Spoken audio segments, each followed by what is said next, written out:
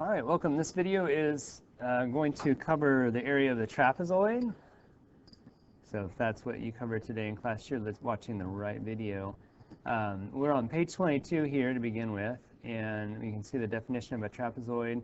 We talked about it being a quadrilateral, which means it has four sides. It has two bases, and then often labeled B1 and B2, and the bases are parallel to each other. And the other two sides of the trapezoid are called the legs of the trapezoid.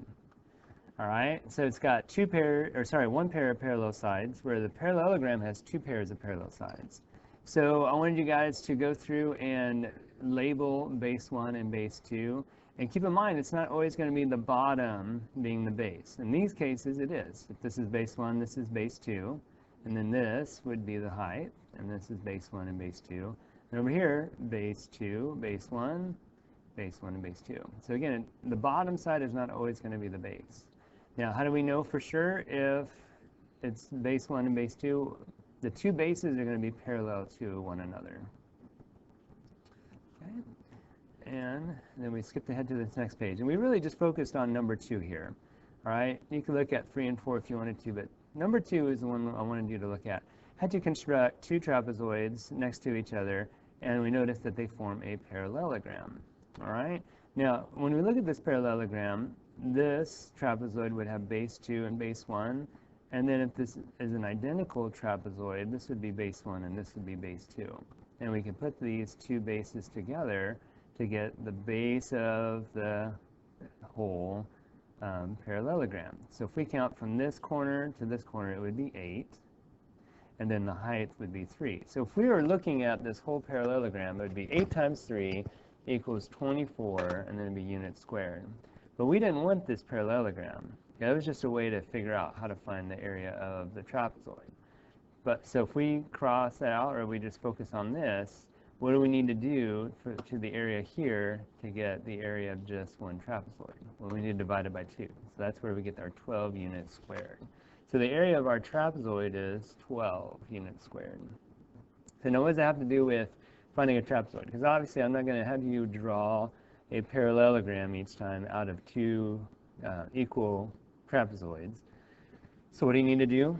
Well, here's our formula. If we take our base 1 and our base 2, and we add it together, multiply it by the heights, divide by 2, we will get our area of a trapezoid. So in other words, base 1 plus base 2 times height divided by 2, or 1/2 base 1 plus base 2 and then times height. And that's how you find the area of a trapezoid. And here was our example we did together in class. So here's our trapezoid. Notice these are our parallel sides. So these are our two bases. So we add the 2 and the 4 together, and then we multiply it by our height, our 3, and then we divide by 2. So 4 plus 2 is 6. 6 times 3 is 18. 18 divided by 2 would be 9. So this would be 9 feet squared. That would be our area. All right. And then we did kind of a summary on the talk. Okay. Notice the base and the height in each situation, and then what we need to do to find the area in each situation. Oops, wrong way. All right. Then finally, here's our assignment. This is page 28. I need you to do question 5 and 6. And be aware, you need to identify, meaning you need to label the two bases and the heights. All right?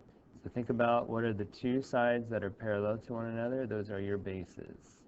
And then you need to label where the height is. Remember, this is a leg. This is not a height.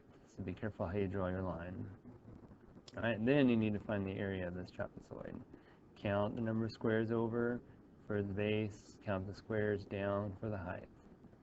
And then number 6, might be a good idea to turn it on its side to get a better idea what the two bases are. So there you go. That's a kind of a review and maybe a few hints on how to do the homework, all for the idea of helping you better understand today's lesson. Hope that this is a helpful thing. All right, we'll see you later. Thank you. Bye.